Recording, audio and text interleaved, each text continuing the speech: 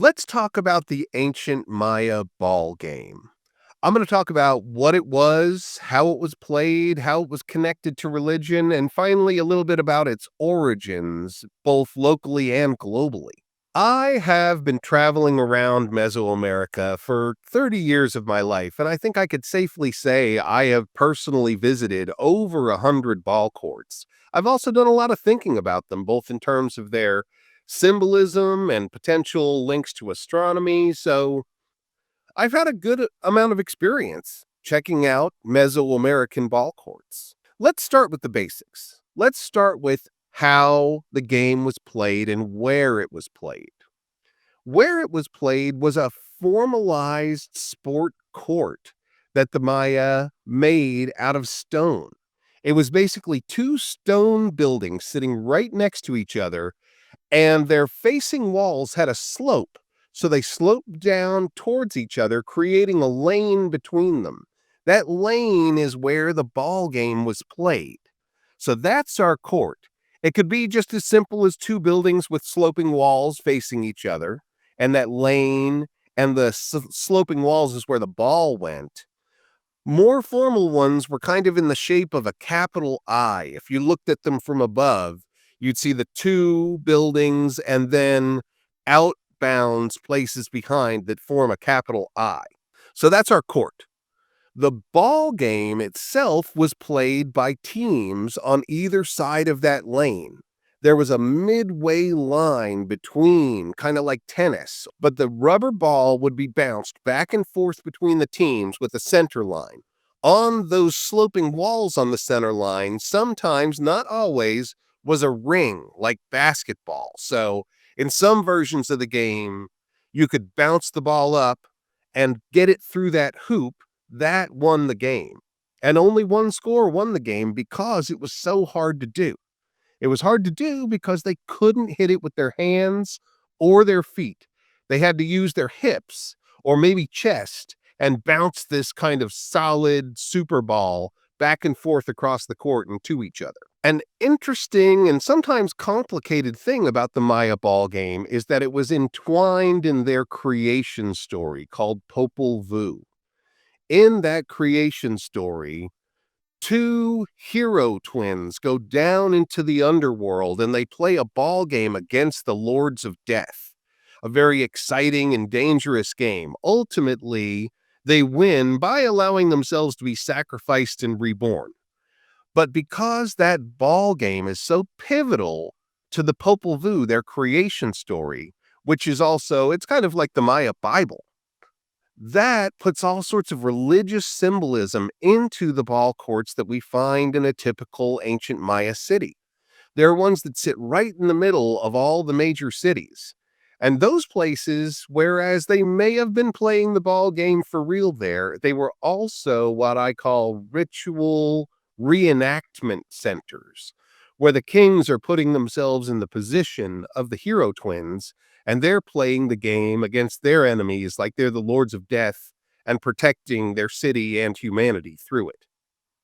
So it's got a very religious context that's important when we're looking at ball courts, especially ball game symbolism in Maya art.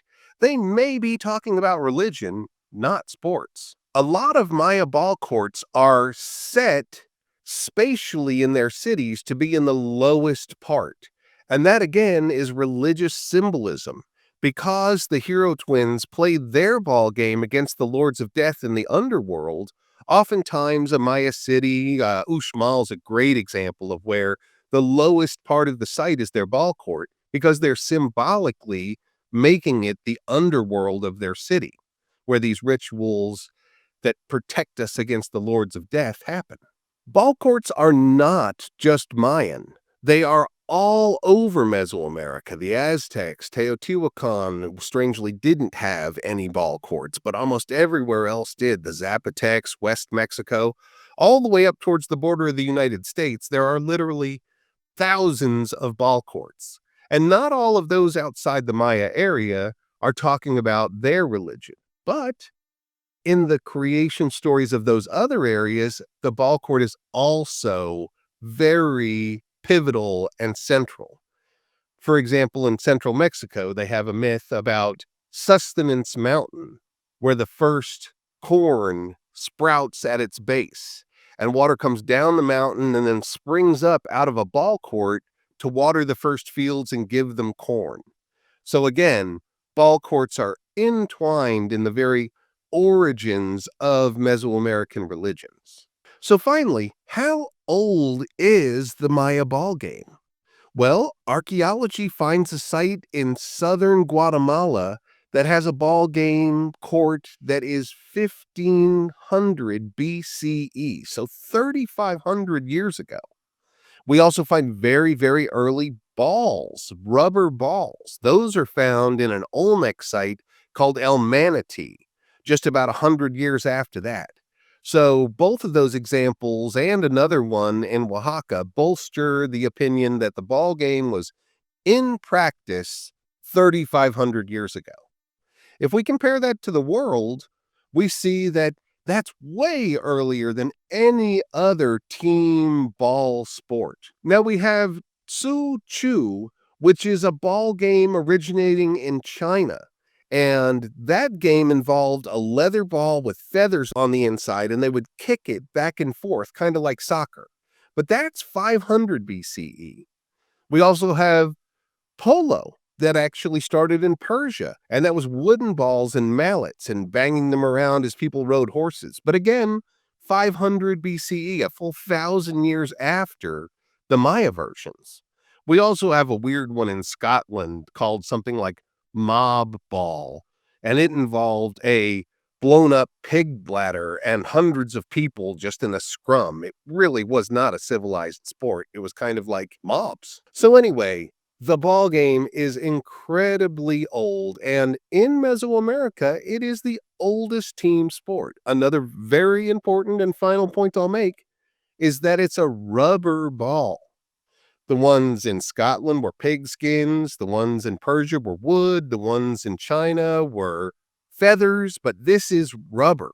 So when you bounce a ball in any sport you play now, it was the Maya who created that rubber ball.